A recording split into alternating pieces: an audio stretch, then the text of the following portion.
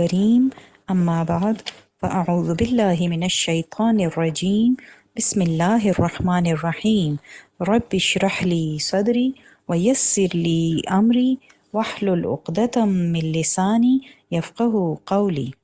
السلام عليكم ورحمة الله وبركاته.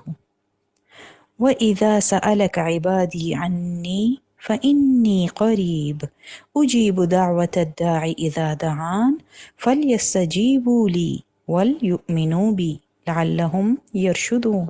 او کله چې زما بندگان ستاسو نه زما باره کې تپوسو کی نو زه نږدې یم، زه قبلوم د بلونکي دعا کله چې هغه زمانه وغواړي. نو پکار دی چې هغوی زما حکم ومني او په ما ایمان راوړي د پاره د دې چې هدایت بیا مومي. او فاستغفروه ثم توبوا الیه ان ربی قریب مجیب. نو تاسو هغه نه بخنه وغواړئ، بیا هغه نه توبه وکړئ، بېشکه زما رب نږدې دی، قبلونکی دی. الله اکبر کبیره الله اکبر کبیره والحمد لله کثیرا وسبحان الله بکرة واصیلا. الله ټولو نه لوی دی، ډیر لوی، او ټول تعریفونه الله ته پاره دي. او زه سحر ماښام د الله پاکي بیان کوم. نن به مونږه د استخارې او د خیر غوښتو دواګانو باره کې خبره کوو، خو د هغې نه اول به درود شریف ووایو. اللهم صل علی محمد وعلى آل محمد كما صليت على إبراهيم وعلى آل إبراهيم إنك حميد مجيد. اللهم بارك على محمد وعلى آل محمد كما باركت على إبراهيم وعلى آل إبراهيم إنك حميد مجيد. ارشاد باری تعالی دے قرآن کے رب انی لما انزلت الی من خیر فقیر. نو هغه اویل چې ای زما ربا بېشکه کوم نعمت چې ته زما طرف ته نازل کې زه د هغې محتاج یم. سوره قصص آیت نمبر 24. موسی علیه السلام چې کله مدین ته ورسېده نو هلته یو کوې او یا چینه وه، هغې سایډ ته کېناستو نو هلته یې وکتل چې د ګډبو یو ډیر لوی تعداد خپل ځناورانو ته اوبه ورکوي، او دوه ښځې چې دي نو هغې خپل چیلی ډډې ته کړي دي او هغې سره شاته ولاړې دي. نو قرآن کې دا واقعه په سوره القصص کې داسې بیانه کړې ده. ولما توجه تلقاء مدين قال عسى ربي أن يهديني سواء السبيل ولما ورد ماء مدين وجد عليه أمة من الناس يسقون ووجد من دونهم امرأتين تذودان قال ما خطبكما قالتا لا نسقي حتى يصدر الرعاء وأبونا شيخ كبير فسقى لهما ثم تولى إلى الظل فقال رب إني لما أنزلت إلي من خير فقير. نو زه به درته د دې ترجمه وکم نو چې تاسو پې پوه شئ. او کله چې هغه مدین طرف ته رخ کړو نو ویل امید دی چې زما رب به ماته نیغه لاره وښیي.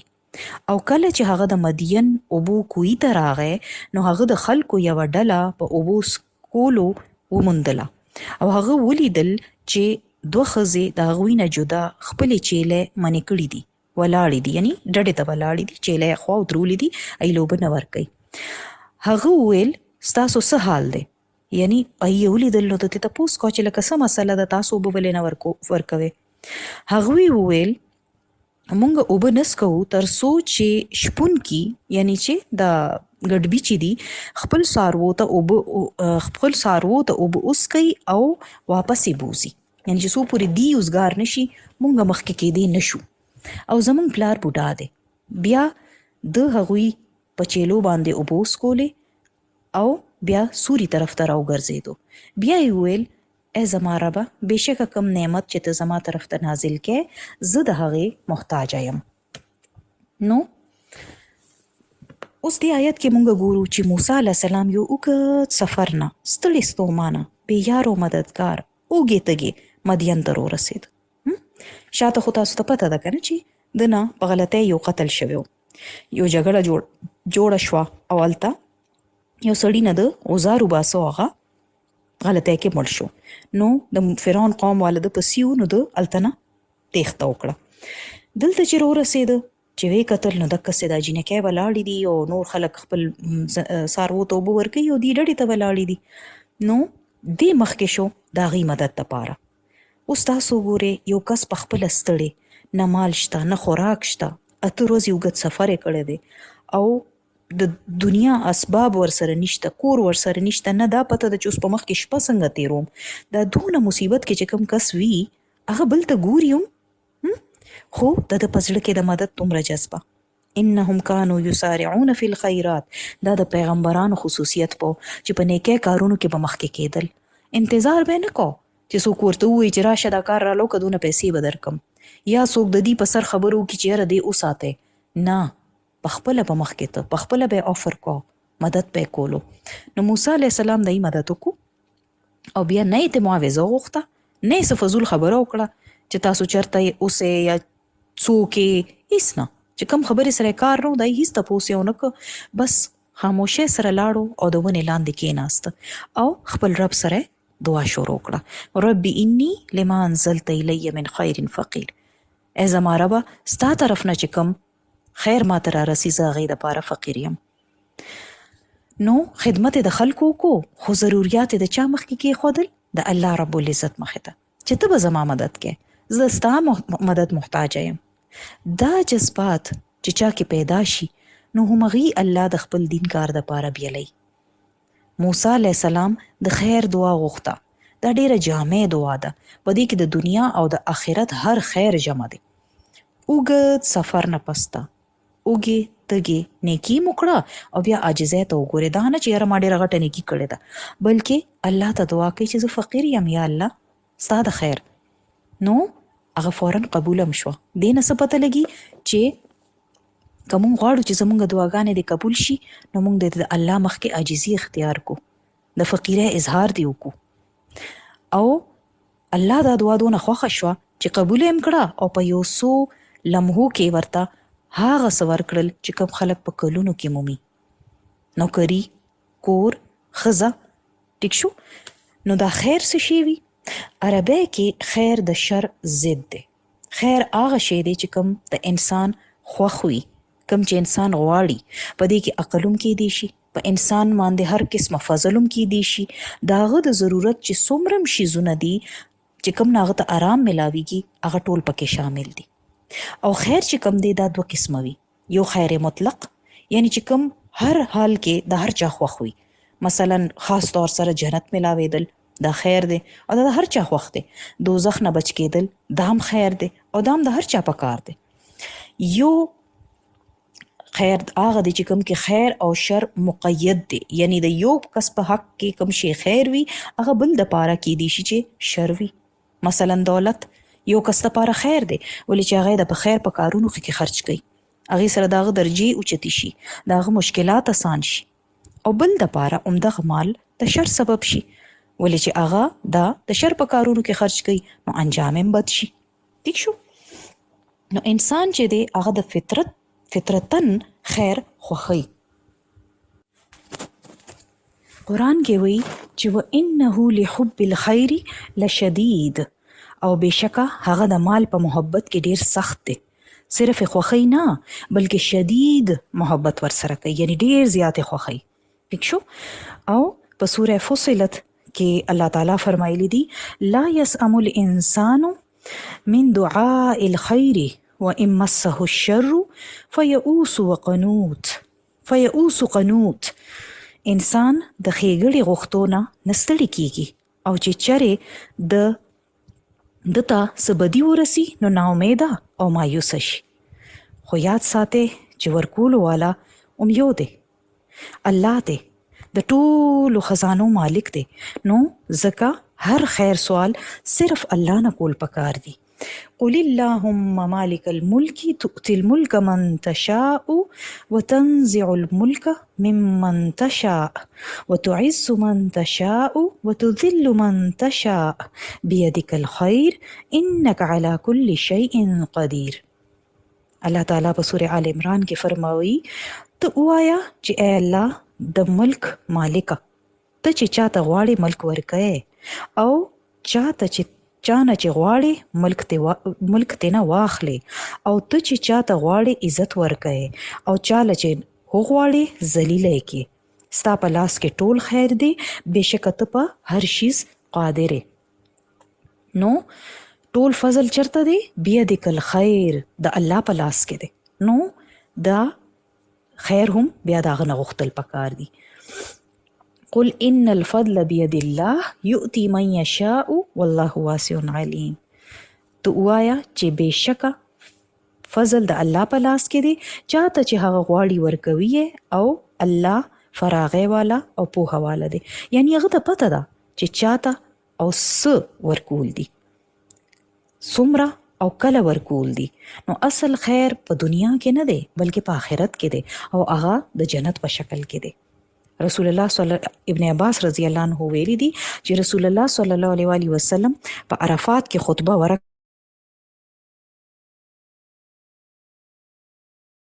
نو چې هغه وی لبیک اللهم لبیک انما الخير خير الاخره بشک خیر خو صرف د آخرت کې دی یعنی اصل خیر خو د آخرت خیر دی او هغه څه دی جنت کې داخل کېدل او د دوزخ نه بچ کېدل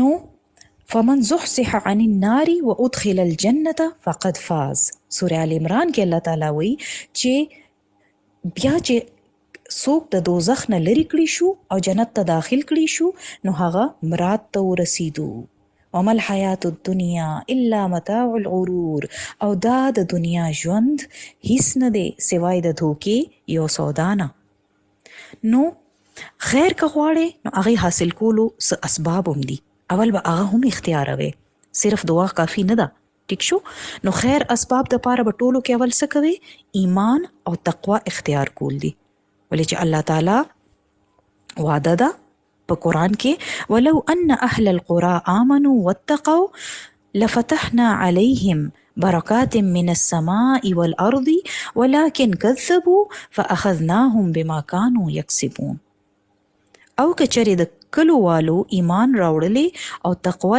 اختیارولې نو البته مونږ په دوی باندې د اسمان او زمکه برکتونه پرانیستې وي لیکن دوی د روغتیا وکړه نو مونږ دوی له د دوی کړو یعنی د دې د عملونو په نتیجه کې مونږ دی ونیول نو چې کله چا انسان کې یا چا لیډر کې ایمان او تقوا وي نو کېدی نشي چې د هغه قوم خیر ونه مومي او هغې دپاره د خیر دروازې کولاو نشي خو چې پس قوم کې دا نوي او ظلم عام شي او بېحیایي عام شي او نورې ټولې بدۍ عام شي نو بیا خیر د هغې نه ودرولی شي خیر چې دی که نه دا تقوا سره دی او خیر چې دی دا عدل او انصاف سره دی امام ابن تیمیه رحمت الله علیه ویلی دی چې عدل او انصاف سره یو غیر مسلمه حکومت هم کامیاب کیدی شي او ظلم سره د مسلمانانو حکومت هم قائم نه پاتې کیږي یعنی مونږ خو وایو کنه چې ایمان د نو جی زموږ مسلمانانو حکومت به قائم وي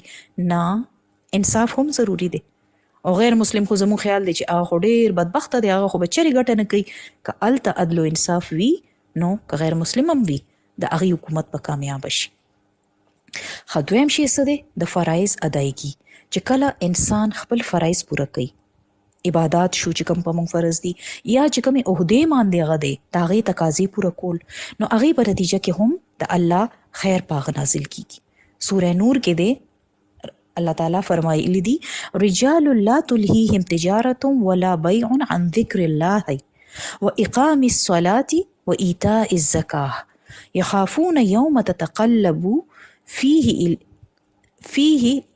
القلوب والابصار فيه القلوب والابصار ليجزيهم الله احسن ما عملوا وليزيدهم من فضله والله يرزق من يشاء بغیر حساب آیت نمبر 3738 دا هغه خلکو باره کې دی چې هم الله تعالی فرمایلی دي چې هم دا خلک دي چې نه غافل کوي س تجارت نه اغستل او خرڅول د الله د یاد نه او د منځ قائم ساتلو او د زکات ادا کولونه.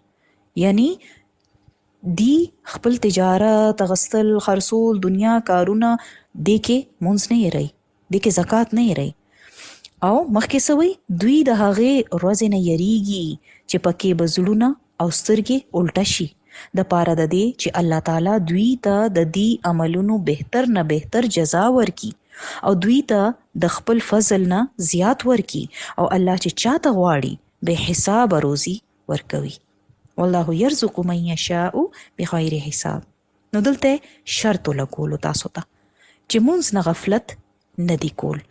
س بزنس س تجارت کوم چې نوکری وي کوم چې کار وي مونږ نه تاسو غافل نه کی مونږ نم لري نه کی او بیا الله تعالی صرف داغي د ښه اعمال بدل نه ور کوي بلکې یزيدهم من فضله د خپل فضل نه داینه زیات ورکی بدل بلکی الله به زیات ورکی. ٹھیک شو کنه. نو دریم شی بیا څه دی د الله اطاعت کول. ٹھیک شو. دریم شی دی الله اطاعت کول. ابن مسعود رضی الله عنه نه روایت دی چې رسول الله صلی الله علیه وسلم فرمایلیو چې کوم شی تاسو جنت ته نږدې کولی شي ما تاسو ته داغي حکم درک او چې کوم شی تاسو دوزخ ته نږدې کولی شي ما ته داغي نه منع کړی. روح القدس یعنی جبرائیل علیه السلام زما په سره کې دا خبره چولې ده چې یو نفسوم د خپل د رزق تکمیل نه بغیر نمري. یعنی یو انسانوم چې سو پورې دا رزق مکمل نشي هغه نمري. نو ته د الله سبحانه و تعالی نه یره کوا او د رزق په لټولو کې میانه روي اختیار کا. میانه روي یعنی اعتدال اختیار کا دانه چې رزق پسې منډه کې ته د آخرت د عبادت د فرضونو نه غفلت اختیار کې. وی چرته داسې نه وي چې د رزق مؤخر کېدل تا په دې خبره آماده کی چې ته د الله نافرمانیانې کې او حرام په تلاش کې اوسې. یعنی دا نه چې رزق د ته کم شو بعضې وخت کنه مونږ وایو یاره نن سبا ډېره ګراني ده یا حالات مې خراب دي لاس مې تنګ دی نو دا نه چې حرام طریقې ور دپاره لټول شروع کړي. یاد ساته کوم شی چې الله سره دی هغه هم د الله د اطاعت په ذریعه حاصل کیدی شي ځکه چرم د الله تعالی د اطاعت نه مخ وانړی. ٹھیک شو.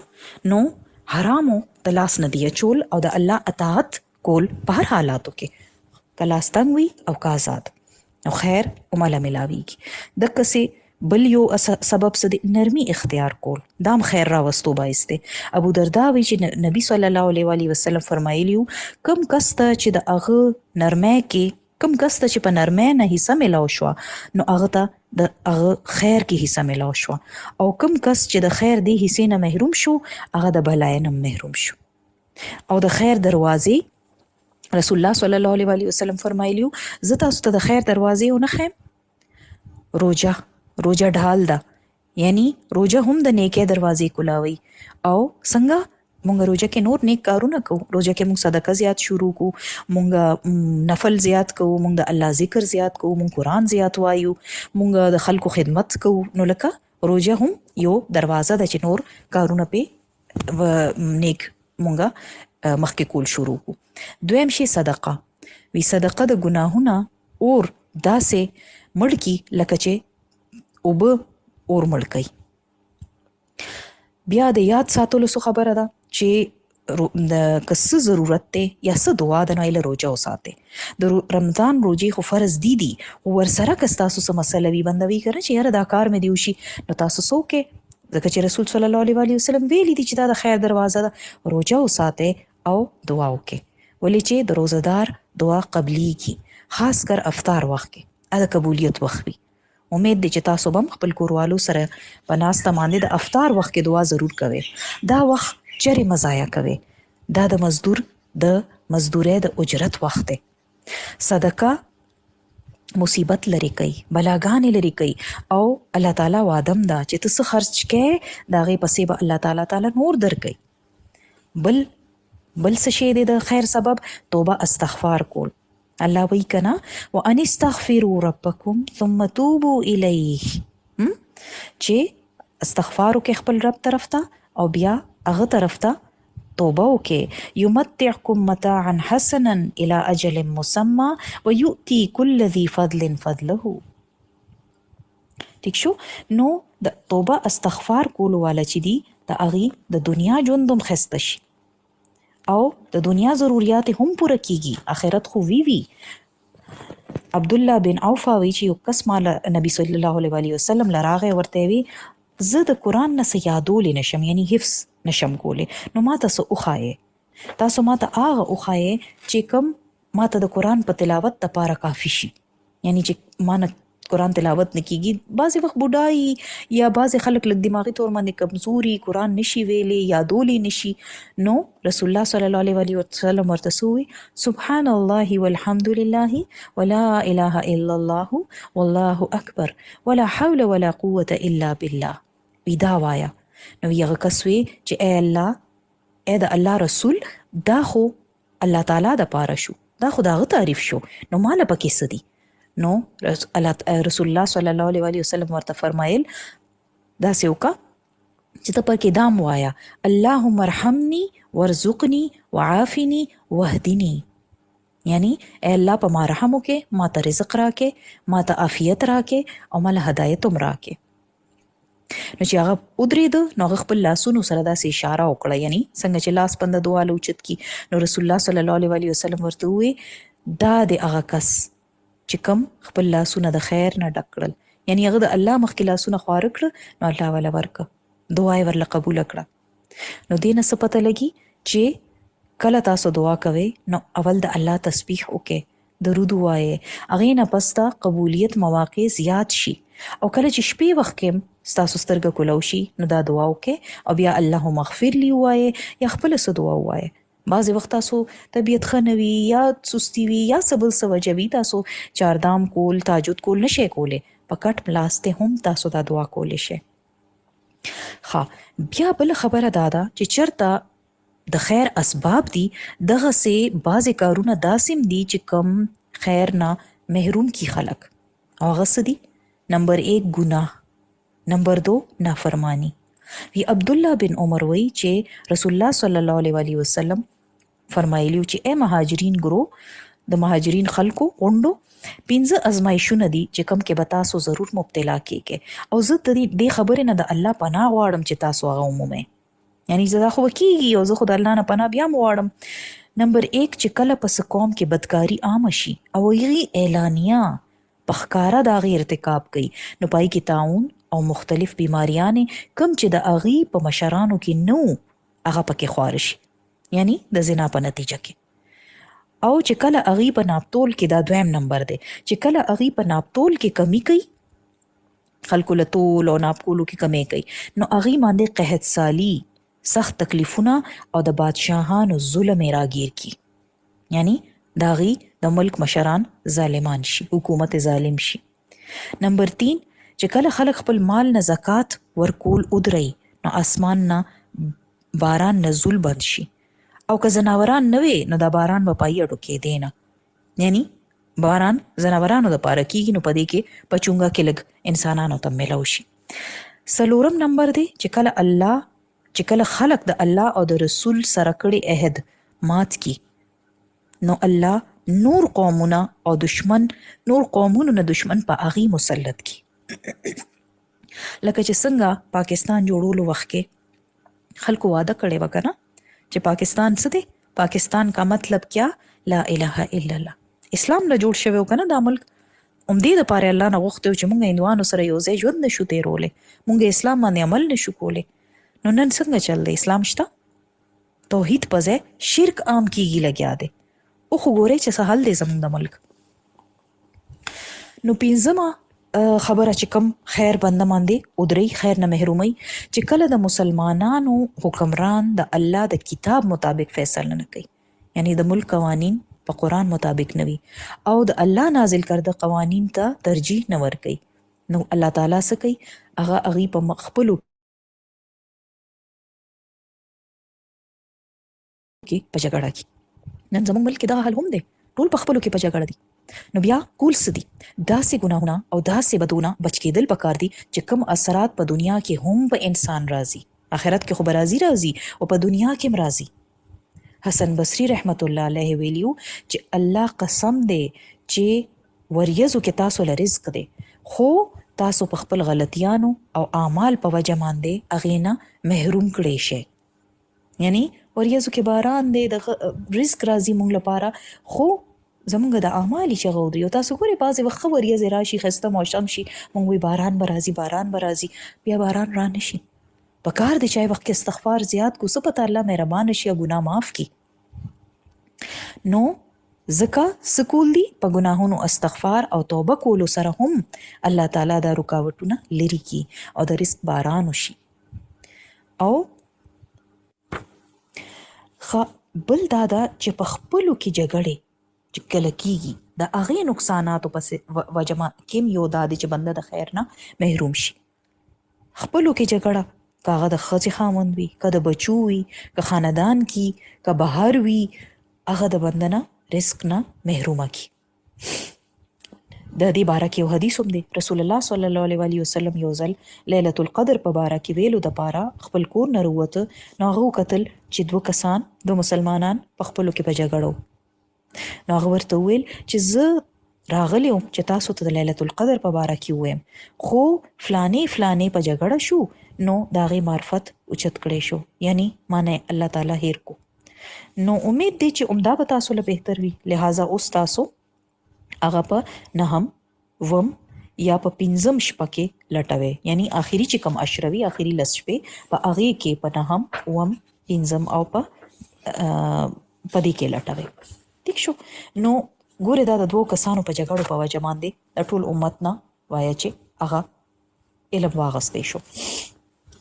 بیا سختی، رسول الله صلی الله علیه وسلم فرمایلو چې کم کس د نرم خویه نه محروم کړي شو، هغه د خیر نه محروم کړي شو. بعض اوقات د ښځې خاوند جګړه وي که نه، زه دا نه وایم چې ښځه داسې کوي او سړی داسې کوي، هر کس د خپل ګریوان کې وګوري.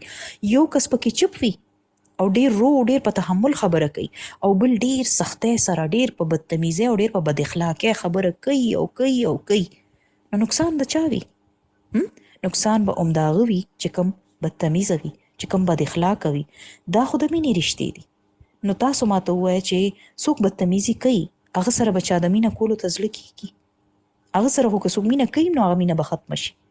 دقسې بچي که په خپلو کې جګړې کوي، که ګاونډیانو سره، که ستاسو په نوکرۍ والا ځای کې، که د دین په څه پروجیکټس کې څوک بد اخلاقه وي، نو خلکو ته زړونه بد شي. تبلیغ هم په بد اخلاقۍ سره نه کېږي.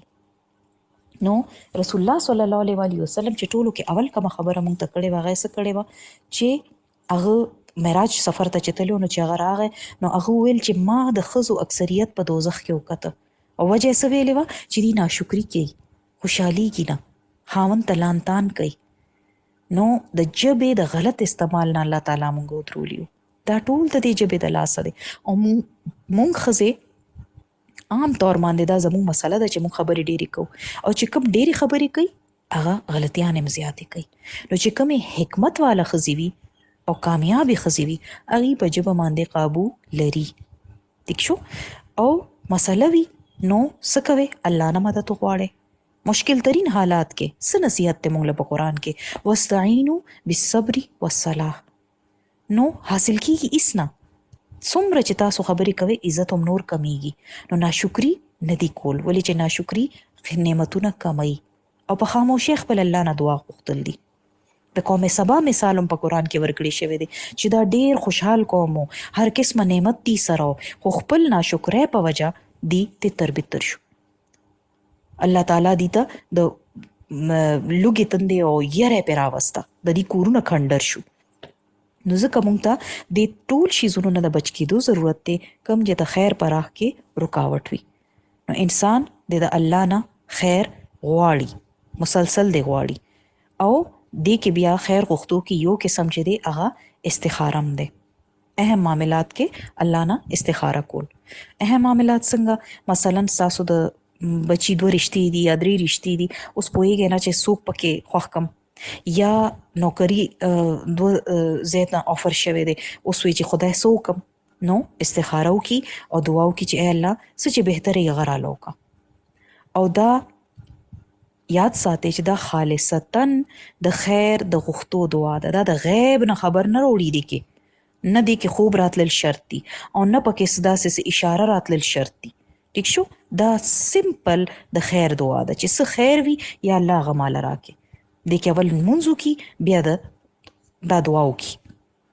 نو علماء امت چې کوم دي هغې اجتماع په دې ده چې استخاره سنت نماز دی، سنت مونځ دی، یعنی دا د نبی صلی الله علیه وسلم سنت دی. او دې دعا کې حکمت څه دی چې الله نه مدد وغواړو د مونځ او د دعا په ذریعه، او په خپل قدرت او په خپل وسایل باندې باور کولو په ځای په الله باور وکړو او خیر جمع کو، ځکه چې د غیب مالک صرف الله دی او ځکه هر خیر په کار کې د الله نه مشوره کو. نو مونږ به څه کوو؟ ضروري کارونو نه اول به استخاره وکړو او د الله نه به خیر وغواړو. طریقه یې څه ده؟ 2 رکعات نفل او بیا دعای استخاره. کوم کې چې مونږه اول د الله حمد و ثنا کوو، بیا د خپل د محتاجۍ اظهار کوو چې زه بې وسه یم، بیا الله نه مشوره وغواړو. او اسم انسان هم د الله محتاج دی. یا ایها الناس انتم الفقراء الى الله والله هو الغنی الحمید. ٹھیک شو؟ نو الله تعالی وایي چې اے انسانانو تاسو الله طرف ته فقیر یې. ٹھیک شو؟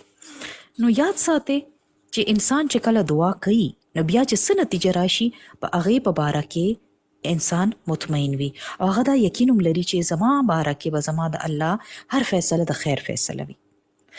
یو حدیث مطابق حضرت انس رضی الله عنه ویلی دي چې ما نبی صلی الله علیه وسلم واورید چې هغه فرمایل چې ما ته خو په مؤمن باندې هریانی کیږي چې بهشکه الله داغه په باره کې څه فیصله کوي نو همغه داغه په حق کې بهتره وي. هغه د الله نه فیصله وغوښته، الله نه مدد وغوښته، الله هغه ته لار وښودله، بس ما هغه د پاره خیر دی. نو بظاهر دې کې تکلیفونه هم راځي بیا، لکه چې بعض خلک داسې وایي چې موږ خو استخاره کړې وه بیا هم دا تکلیف راغی. وایي دا حکمت وګڼئ، ضرور به پکې څه مصلحت وي، څه فایده به وي ستاسو. انسان چې دی هغه د خیر او د شر په باره کې هیڅ علم نه لري. بعض اوقات هغه څه شي خیر ګڼي او هغه دپاره شر وي، دقسې بعض اوقات هغه څه شي ځان دپاره بد ګڼي. ټیک شو؟ نو عسى ان تکرهوا شیئا ويجعل الله فيه خیرا کثیرا. الله چې تعالی څه فیصله کړې ده په هغې ته رضا شه او پای کې د خیر انتظار کوه. ٹھیک شو که نه؟ نو هغه ته پکار دی چې هغه د نتیجې په باره کې بیا مطمئن وي. او رسول الله صلی الله علیه وسلم به د استخارې باقاعده دعا داسې خیله لکه چې څه صورت په ښودلو. حضرت جابر رضی الله تعالی عنه وایي چې رسول الله صلی الله علیه وسلم د استخارې په معامله کې موږ ته داسې تعلیم راکړه لکه چې د قرآن څه صورت راته ښیي. د قرآن صورت څنګه ښیي چې پکې غلطي نه وي، مکمل طور باندې ټکي به ټکي صحیح ویلی شي. نو د صحابه بیا عادت شو چې په هرې معاملې کې به دا الله نه مشوره کوله. خاص کر د حضرت زینب واقع خو به مو اورېدلي وي، دومره ښایسته واقعه. حضرت انس وایي چې حضرت زینب د طلاق چې عدت ختم شو، دا خو به تاسو ته پته وي چې حضرت انس د رسول الله صلی الله علیه وسلم لی پالک زوی و، لکه دا اول ویلو چې زما زوی وخت کې دا احکام نه راغلی که نه، نو ام غلام او ام ورته زوی ویلیو، خو بیا رستو هغه خپل پلار نوم سره به بیا هم یادېده. نو حضرت زینب د ده د ترور لور وه، د دې دواړو په خپلو کې واده شوی خو جوړه رانله او طلاق وشو. اوس چې عدت خلاص شو او هغه د حضرت زید رضی الله عنه نه طلاق ده، نو رسول الله صلی الله علیه وسلم حضرت زید ته وویل ته ورشه او زینب ته زما طرف نه د نکاح پیغام ورکه. اسې د دین ښایست وګورئ، د هغې وخت د دې خلکو تعلقاتو ښایست وګورئ. نن که د چا طلاق وشي نو هغه سړی به غواړي چې د دې ښځې بل ځای کې واده وشي، هغه به ځمکه اسمان یو کي، بد به ورته وي چې یاره دې سره مه کوئ. او دا امک خپل زوړ خاوند دی او دی هغې ته ځي او د رسول الله صلی الله علیه وسلم پیغام ورته رسوي. هغه وی حضرت زید چې زه لاړم او ما هغې ته ووی او وی زه ترې شرمېدم ځکه چې د رسول الله صلی الله علیه وسلم نوم پکې و، ما ورته شا کړه ودرېدم او ما ورته ووی چې زینب خوشحاله شه، د الله رسول صلی الله علیه وسلم زه تاله رالیږلی یم چې د نکاح پیغام مې رالیږلی دی. ها، پیغام اوس د چا طرف نه دی؟ نبی صلی الله علیه وسلم. یو ښځې له دې نه غټه خوش قسمتي کیدی شي چې هغه د نبی ښځه جوړه شي، خو هغې باوجود هغه فوراً او نه وی، هغه وی چې حضرت زینب ویل چې زه به څه فیصله نه کوم سو پوری چې زه خپل رب سره مشوره ونه کم. استخاره کوي لګیا ده او موږ څه کوو که څه ښه افر راته څوک وکړي څه ښه شی راشي مخې ته فوراً موږ وی د لاس نه مې ونځي خیر د استخاره به وروسته وکړو. او هغه د نبي رشتې په سلسله کې الله نه مشوره کوي. نو هغه پاسېده او چې کوم ځای کې مونځ کول ته لاړه فوراً دام نه چې ښه زه سبا به کوم بله ورځ به کوم لا چار دام شته لا نشته فوراً لاړه او قرآن کې مخکې وخت کې حکم راغی چې الله تعالی په خپله اسمانونو باندې د دې نکاح وکړه او رسول الله صلی الله علیه وسلم بې اجازته هغې سره کمرې ته را داخل شو او الله تعالی د هغې استخاره هم قبول کړه د خیر دعا یې قبوله کړه او هغې ته یې هغه خیر عطا کړو. نو دې حدیث نه ډېر شي سبقونه موږ له روزي. یو خدا چې استخاره چې کله وکې نو بیا هر لحاظ سره بالکل مطمئن شي زړه مطمئن کې او چې دا ما د الله نه کړې وه. بل دویمه خبره ده چې که تاسو اول نه زړه مطمئن هم وي تاسو هغه شی خوښ هم وي تاسو پې خوشحاله هم یې خو استخاره بیا هم وکړئ. موږ اکثر چې څه شي خوښ وي نو موږ وایو چې نه بس ټیک ده که نه زړه خو مې په ارام دی څه کوم. نه زړه کم په ارام وي همې وکړې او که سم فیصله راشي نو بیا په هغې هم مطمئن اوسئ. امام نووي وایي چې دې حدیث نه واضح طور باندې پته لګي چې کله د څه کار اراده وکړې نو هغې دپاره استخاره کول مستحب دي که بظاهر هغه کار د خیر هم وي نو هم. بعضې وخت په تاسو ته یو ډېر ښه افر راشي مثلا د عمرې پته ولګېده چې تاسو ته څه موقع میلاویږي د عمرې تلو اوس دې کې خو به تاسو وایئ چې یاره د عمرې موقع ده ولې لاړ نه شم خو په هغې کې هم استخاره وکړې څه پته هغې ټایم کې تلل ښه دي که نه بل کې دي او چې الله یې د خیر سره در باندې وکړي. ټیک شو. بعضې علما دا هم وایي چې بنده ته د دنیا په اهم کارونو کې هغې پورې مخکې کېدل نه دي پکار څو پورې چې د الله نه د خیر سوال ونه کړي یعنی د استخارې د مونځ 2 رکعات ادا نه کړي. شیخ الاسلام امام ابن تیمیه به وی چې کوم انسان خپل خالق نه استخاره وکړي او مخلوق سره مشوره وکړي او په خپل کار کې ثابت قدمي وښیي هغه چرې نه شرمنده کیږي پیمانه کیږي چرې نه یعنی په خپل طور سره د کوشش کوي مخکې دې ځي انسانانو سره د مشوره کوي او د خلکو الله نه د دعا کوي نو هغه دپاره به د کامیابو دروازې کولو شي. دې کې اوس 3 خبرې راغلې. یو خدا چې ستاسو ذمہواري ده چې خواري به کوئ کوشش به کوئ قدم به مخکې پورته کوئ. دویم دا چې خلکو سره به مشوره کوئ ښه قابل خلکو سره مشوره کوم چې په دې فن کې ماهر وي هغې نه به تپوس کوئ. او دریم دا چې د الله سبحانه وتعالی مدد په حاصلوئ. د دې څه فایده ده چې کم کس دا 3 کارونه وکړي هغه بیا ناکامه کیږي نه هغه د چرته نه چرته خیر راټول کړي. بعضې حکما یعنی بعضې حکیمانو هوښیار خلکو دا خبره هم کړې ده چې چاته 4 شیزونه ورکړي شو هغه د 4 شیزونو نه محرومیږي. نمبر 1 چاله چې د شکرګزارۍ توفیق ورکړي شو نو هغه ته به نور نعمتونه ملاویږي څو پورې چې هغه شکرګزار وي یعنی چې چاته شکرګزارۍ توفیق ورکړي شو هغه د مزید ملاویدو نه محروم کیږي نه. دویم چاله چې د توبه توفیق ملاو شو نو هغه د قبولیت نه محرومیږي یعنی توبه چې وکي نو الله به قبول کړي انشاءالله. دریم چاته چې د استخارې توفیق ورکړي شو هغه د بهترینه د خیر نه محروم کیږي نه یعنی انشاءالله هغه ته به خیر ملاویږي. نمبر 4 چې چاته مشوره کولو توفیق ملاو شو هغه به د صحیح خبره کولو نه محرومیږي نه یعنی چې مشوره ملاو شو نو اوس په هغه صحیح خبره کوي صحیح هغه مشوره ملاو شو هغه ته. نو که زمونږ په ژوند کې ناکامیانې دي نو بعضې وخت هغې وجه هم زمونږ خپل اعمال وي مونږ د خلکو نه مشوره ونه کړه مونږ د خلکو نه مدد ونه غوښتو نم توبه وکړه نم استغفار وکړو او نم استخاره وکړه. نو دا خبره چې دا په دې ځان پویول چې دي دا د عقلمند او د هوښیار کېدو نښه ده چې زمونږ ناکامیانې په کم وجه دي او بیا موږ ته څه کول پکار دي. استخاره سوال دا دی چې په کم شیزونو کې کولی شي په هر جایز او مستحب کار کې چې جایز کار وي، حرام لا نشي کولی. ټیک شو. مثلا واده دی، کاروبار دی، بزنس دی، یا د کسې کدو جایز کارونه دي خو تاسو په پوهیږئ نه چې اوس دا یو حکم قبل حکم، نو هغه کې استخاره کولی شي چې خدای پاکه مالا کم یو بهتر دی. علما وی چې انسان د پاره ضروری دی چې هغه د واده نه اول استخاره وکړي او د رشتې په معاملې کې د متعلقه کس سره مشوره وکړي، ځکه چې نبی صلی الله علیه وسلم به استخاره داسې ښودله لکه چې د قرآن صورت وي، او استخاره د ژوند په وړو وړو کارونو کې ضروری دی، نو بیا واده په عمل کې خو خامخا ضروری دی. هغه د زینب رضی الله عنه واده واقعه چې مې درته بیان کړه کنه. او بل دا چې سړی او ښځه دواړه کولی شي، ای کې خو حضرت زینب کوله کنه، نو ښځه او سړی دواړه استخاره کولی شي. حرام او مکروه کارونو د پاره استخاره نه دی کول پکار. مثلا غلا د پاره، اوس یو کس دی وی چې یاره زه غلا کول غواړم، زه د بجلی بیل غلا کول غواړم، بجلی غلا کول غواړم، یا سبل څه ځای کې غلا کول غواړم. واجبات کې استخاره نه دی کول. مثلا چې کوم شی په تاسو فرض دی، مور و پلار خدمت فرض دی او هغې باندې احسان کول واجب دی، نو څوک دې اوس دا استخاره وکړي چې یاره مور و پلار د ملاقات له لاړ شم که لاړ نشم، د هغې خدمت وکم که ونه کم، مونځ وکم که ونه کم، نو دا طریقه نه ده. ټیک شو. نو د استخاره چې دا په آی کارونو باره کې وي چې دا معلوم نه وي چې دې کې بهتره څه شی دی، ټیک څه شی دی. ټیک شو. او چې کوم تاسو ته اوله نه پته ده چې غلط دی، هغې له خو استخارې ضرورت اړو نشته.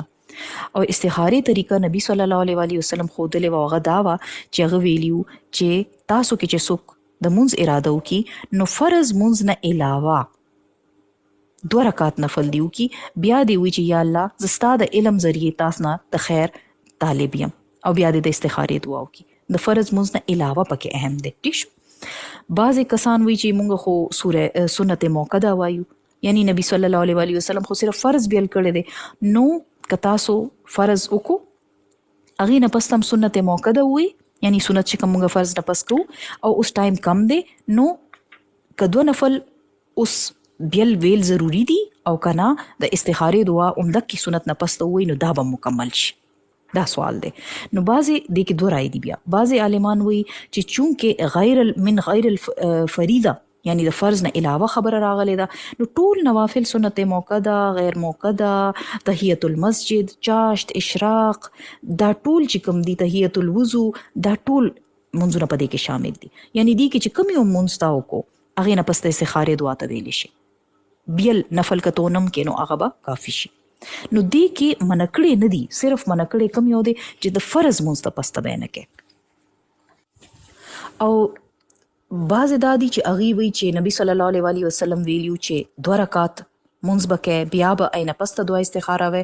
نو د علما دویم ګروه چې دی هغې دا وایي چې مستقل 2 نفل به تاسو وایي، یعنی بیل د مونځ نه علاوه به 2 کوې، فرض 2 نفل کوې او بیا به د استخارې دعا وایي. نو دواړو چې کوم دا آرا دي، دواړو چې کوم خیال دی، دې کې ډېر وسعت دی. مثلا ګورې بعض وخت به داسې کم وخت وي یا داسې حالات به وي، مثلا تاسو اوس د غرمې مونځ وکړو، فرض هم ووایې، سنت هم ووایې، او په دغې وخت کې ستاسو خاوند راغی او وایي چې یاره داسې ماله فلانې د نوکرۍ آفر راغلی دی یا فلاني راته دا ویلي دي، نو اوس څه خیال دی؟ آی وخت کې اوس تاسو سره ټایم ډېر نشته، تاسو فوراً جواب ورکول دي، نو تاسو که نور نفل اونم کې او آی وخت کې د استخارې دعا ووایې نو هم ټیک ده. ټیک شو. استخارې دعا تاسو وکړئ او لاس اوچت کړئ او دعا وکړئ، نو دې کې وسعت دی. دا دواړه طریقې سره تاسو کولی شئ. او بیا دام دا چې رسول الله صلی الله علیه وسلم ویلو چې 2 رکعاته ویلو نه پس ته لاس اوچت کې نو دعا وکړئ، یعنی استخارې دعا چې وایې نو لاس په اوچت کې د دعا په شان به دا دعا کوئ. بعضې خلک وایي چې مونځ بغیر دا دعا ویلی شي، یعنی دا دعا مونځ سره انخته ده. نو بعضې علما وایي چې سلام نه اول به وایې، بعضې وایي چې نه سلام ګرځولو نه پس ته هم ویلی شي. اوس داسې وي بعضې وخت چې ښځه مونځ نه ویلو په حالت کې وي، یا حیض حالت دی یا سبل مجبوری ده، سفر کې یې مونځ ځای نشته یا چاردام نشته، لارې کې یې، بازار کې یې، مثلا اوس بازار کې تاسو څه شی اخلی لګیا یې، اوس یو ډیل دی او دا یې اخرنۍ ورځ ده، په دې وخت اوس فیصله کول دي، په دکان کې به تاسو چېرته مونځ کوئ، چاردام هم نشته، څه به کوئ؟ نو هغې وخت کې تاسو سره که اوس هم واغسته کنې بیا نشته، نو تاسو آی وخت کې بس د استخارې دعا وکړئ. ځکه چې امام نووي ویلي دي چې که هغه د مونځ ویلو نه معذوره وي، یعنی څه وجه باندې مونځ نشي کولی، نو هغه د صرف د استخارې دعا وکړي. ټیک شو؟ دا دواړه صورتونه دي چې کوم یو تاسو ته مناسبه لګي خپل موقع په حالاتو په مناسبت سره. اوس سوال دا پیدا کیږي چې نماز استخاره چې کوم وي آی کې کوم صورتونه بوایي، یعنی دا دوه نفل چې کایې د کې به کوم صورتونه وایي.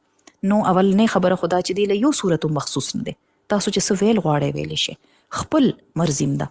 که خپل زړه اطمینان دپاره علم نشرح ویل غواړئ، ځکه چې هغه داسې د دې مطابق غونته کې ده، هغه هم ویلی شئ. کنی نو چې څه ویل غواړئ ویلی شئ. ټیک شو؟ ښه، نو که کار جایز دی نو فوراً استخاره وکړئ. او رسول الله صلی الله علیه وسلم فرمان دی اذا هم چې کله څوک اراده وکړي یا پخته عزم وکړي چې اوس دا کار کولو والا یم، نو مکې وخت کې د استخاره وکړي. ټیک شو؟ بل دا ده چې ممنوعه اوقات چې کوم کې مونځ منع دی هغې کې به نماز استخاره نه کوي. لکه چې د سحر مونځ نه واله تر نور راختو پورې، یعنی چې نور اوچت شي اشراق ټایم شي هغې پورې به نه کوئ، یا د مازدیګر مونځ نه پس ته ماښامه پورې. ټیک شو؟ نو بیا چې ماښام مونځ وکړئ ای نه پس ته نفل کولی شئ، بیا دا دعا کولی شئ. عقبه بن عامر وی چې 3 اوقات باره کې رسول الله صلی الله علیه وسلم به مونږه منع کولو، یعنی مونږ به د مونځ نه منع کولو، یا چې دې اوقات کې خپل مړي مخه خوي. هغه کوم وختونو چې کله نور روزي، یعنی دنه بهر وي، یعنی نیم راوتی نیم نه سو پورې چې هغه پوره بهر راونسي، یعنی د اشراق پورې، او یو عین غرمه د زوال وخت، او کم وخت پورې سو پورې چې نور لګ را لاندې نشي. سو او چې نور کم وخت کې ډوبېدو ته نږدې وي آی وخت کې به هم نه مونځ کوئ، نه مړې به ښخوئ، سو پورې چې مکمل ډوب نشي. ځکه چې ډېر شي قومونه په دې 3 اوقات کې د نور عبادت کوي، نو ځکه د هغې مخالفت کولو دپاره او د هغې د مشابهت نه بچ کېدو دپاره صرف مونځ او مړې خخول په دې اوقات کې منع دی. قرآن ویل منع نه دی، ځکه چې بعضې خلک دغې وخت کې قرآن هم بند کړي چې وي اله د زوال وخت دی، اله نور ډوبېږي.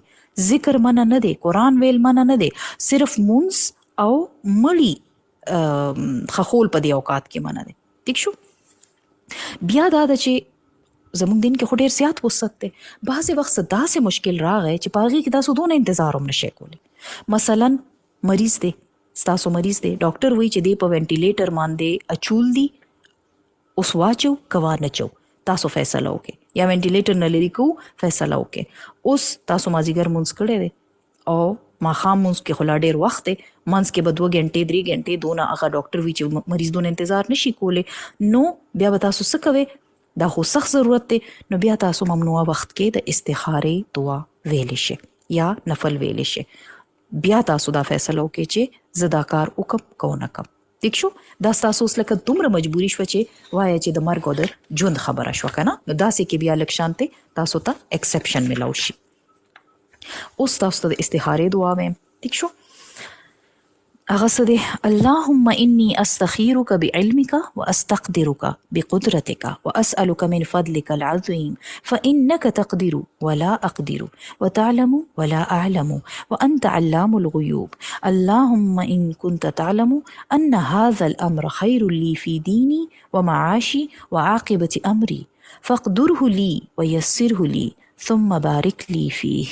وإن كنت تعلم أن هذا الأمر شر لي في ديني ومعاشي وعاقبة أمري فاصرفه عني واصرفني عنه واقدر لي الخير حيث كان ثم أرضني به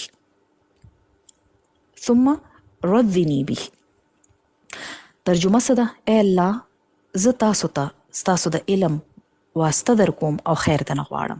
زه تاسو ته ستاسو د قدرت واسطه در کوم او تاسو نه په خیر قدرت غواړم. تاسو د غیب نه خبر یې. اے الله، تاسو علم لرئ، زه علم نه لرم. دا معامله، یعنی دا معاملې به باقاعده نوملې په پښتو کې ویلی شي، او که دعا په اردو کې کوئ په اردو کې چې څنګه کوم هم ستاسو ژبه ده کې دا ویلی شي چې دا معامله زما په حق کې بهتره ده که نه، د دې علم تاسو ته دی، ما ته نشته، او تاسو قدرت لرئ او ما کې دنه قدرت نشته. یا الله، که ستاسو په علم کې دی چې دا معامله زما حق کې بهتره ده، زما دین دپاره هم بهتره ده، زما معاش زما دنیا اعتبار سره هم بهتره ده، نو دا خبره ما دپاره مقدر کې، یعنی دا خبره راله وکې او مالی آسان کې.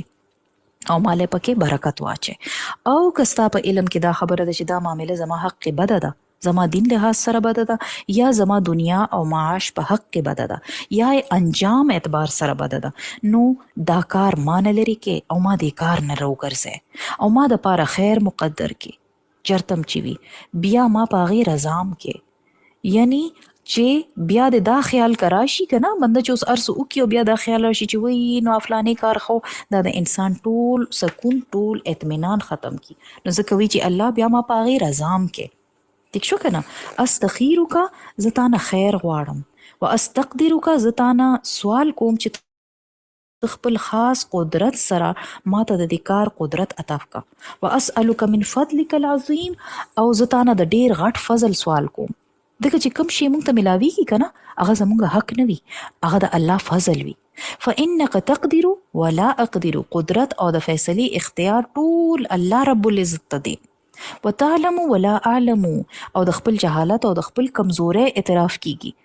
الله مخکې خپل عاجزي اظهار دی او دا د الله خوښ وي. وانت علام الغیوب، او ته ټول غیبونو نه باخبر یې، تا نه هیڅ پټ نه دی. اللهم ان كنت تعلم، پدې کې هیڅ شک نشته چې ته ټول هر څه نه خبرې. دا هم د عربیانو یو خاص اسلوب و چې الله که ته خبرې، ظاهر دی چې الله هر څه نه خبر دی، مطلب دغه ویلي چې پدې کې څه شک نشته چې ته هر څه نه خبرې. ان هذا الامر، نو چې کوم معامله در پیش وي کنه چې په دې کار کې نو تاسو باغی نوم والي، زه دا کور اخلم، زه دا سفر کوم، زه دا واده کوم. بعض اهل علم وی چې که هغه کس تا د ویلو سلیقه نه لري، اوس هغه پټکو کې واضح کولی نشي، نو هغه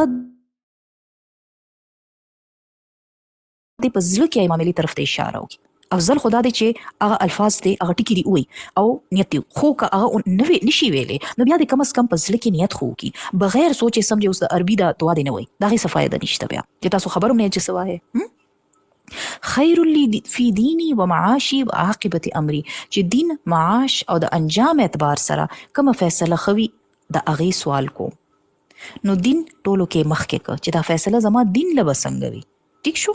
فصرفه عني وصرفني عنه، چې کله څه معامله کې انسان د خپل د زړه دعا قبول نشي کنه، نو بیا دا دعا ورسره مونږ کوو لګیا یو چې الله دا معاملې خیال مې د زړه نه وباسه، چې بیا بلا وجه تکلیف نه وي، د زړه سکون نه وي. څومره ښایسته دعا ده کنه چې الله که دا شی ماله ښه نه وي نو ما دې لرې کا، او چې لکه زما زړه نه دې دا شی وځي. وقدر لی الخیر حیث کان ثم ردنی بی، تقدیر بدلولو باندې الله قادر دی. نو په دې دم د الله نه د زړه سکون دعا وغوښتي شي.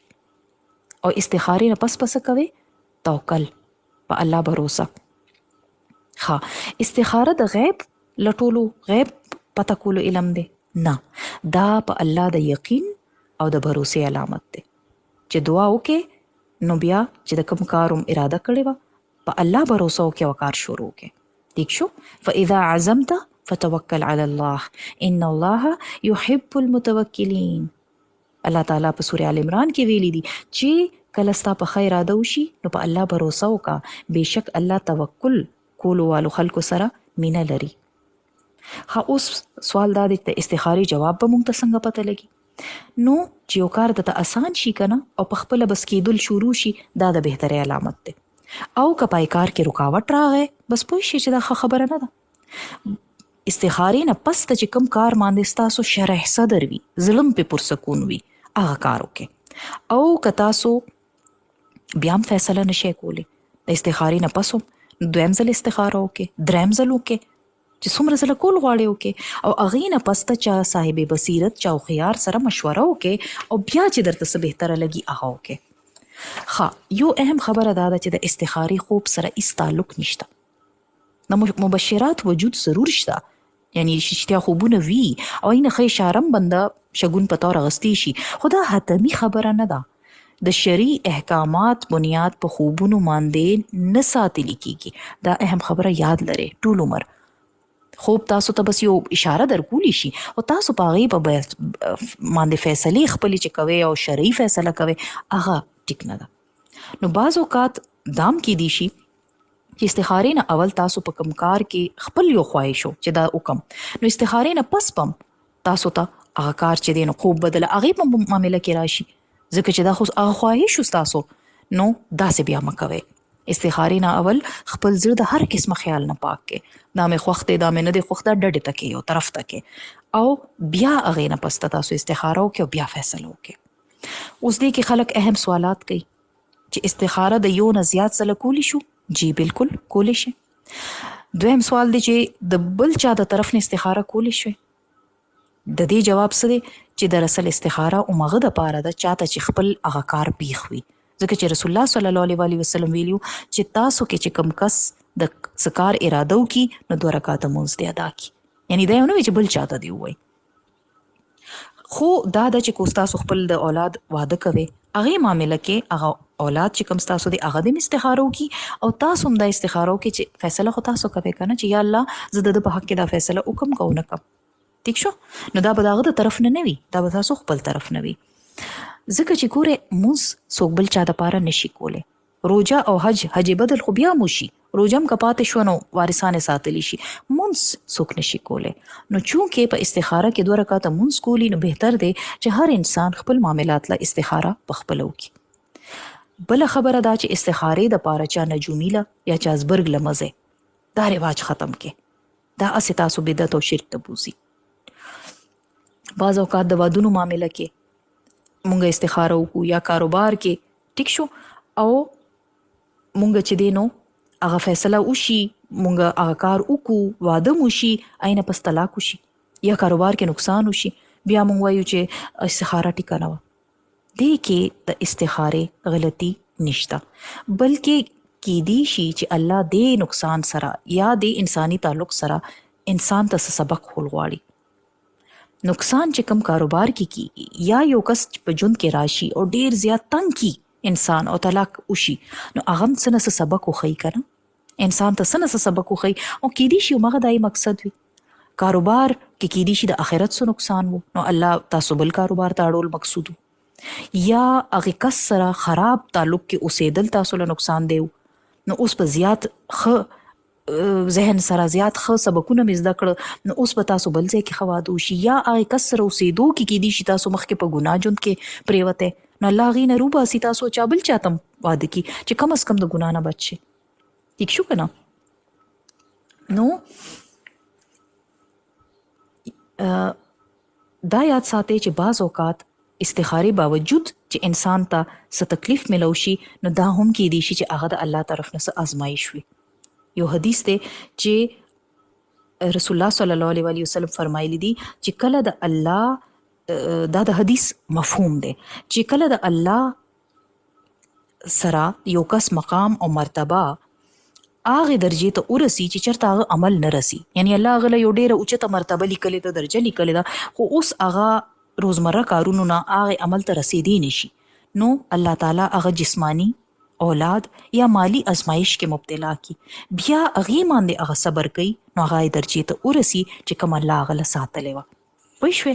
نو اوس وګوره په ښکاره خو هغه ډېر تکلیف ښکاري خو هغه الله تعالی کم خیر هغه له ورکول غواړي. استخارې کې خو بیا هم خیر شو که نه؟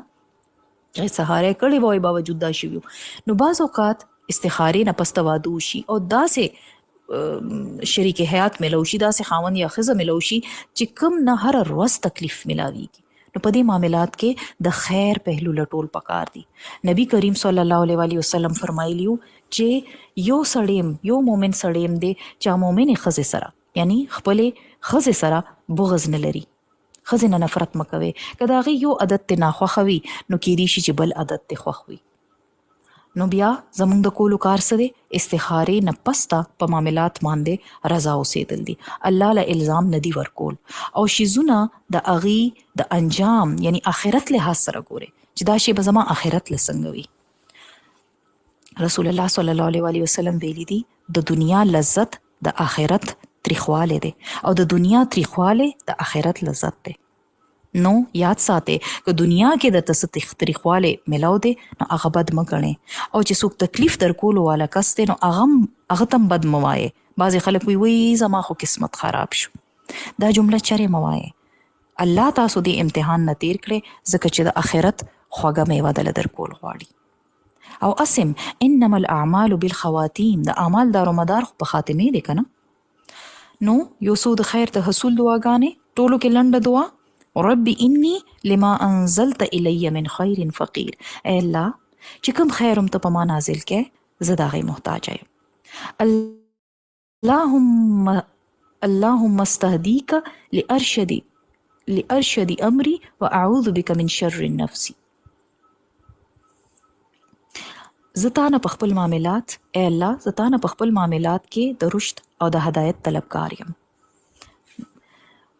اللهم انی اسألک من الخیر کل عاجله وآجله ما علمت منه وما لم أعلم وأعوذ بك من شر كله عاجله وآجله ما علمت منه وما لم أعلم. اللهم إني أسألك من خير ما سألك عبدك ونبيك محمد صلى الله عليه وآله وسلم وأعوذ بك من شر ما عاذ منه عبدك ونبيك. اللهم إني أسألك الجنة وما قرب إليها من قول أو عمل وأعوذ بك من النار وما قرب إليها من قول أو عمل وأسألك أن تجعل كل قضاء تقضيه لي خيرا. اے الله زه تا نه د دنیا او د آخرت ټولو خیر دعا غواړم چې کوم ماته معلوم دی او چې کوم ماته نه دی معلوم، او زه ستا پناه غواړم د دنیا او د آخرت ټولو بدوالو نه چې کوم ماته معلوم دی او چې کوم ماته نه دی معلوم.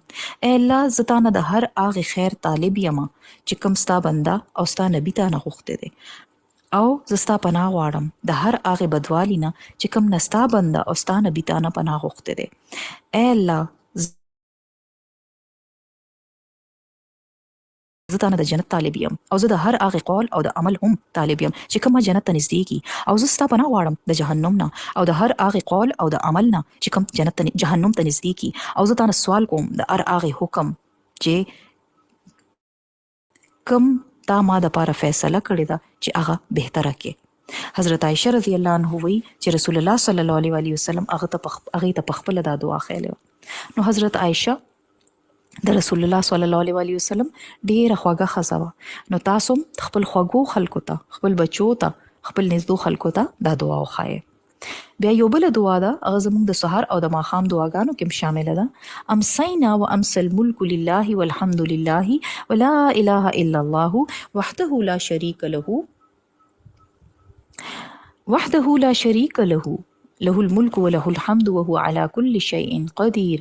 ربي أسألك خير ما في هذه الليلة وخير ما بعدها وأعوذ بك من شر هذه الليلة وشر ما بعدها وأعوذ بك من الكسل وسوء الكبر وأعوذ بك من عذاب النار وعذاب القبر.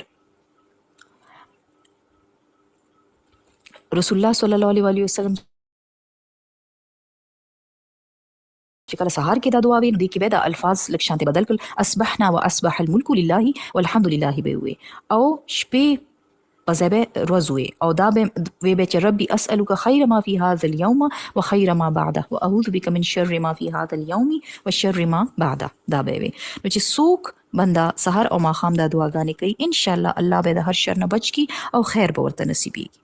ښه چې هوا چلیږي، سیلی شي، طوفان شي، هغې وخت کې د خیر سوال کول.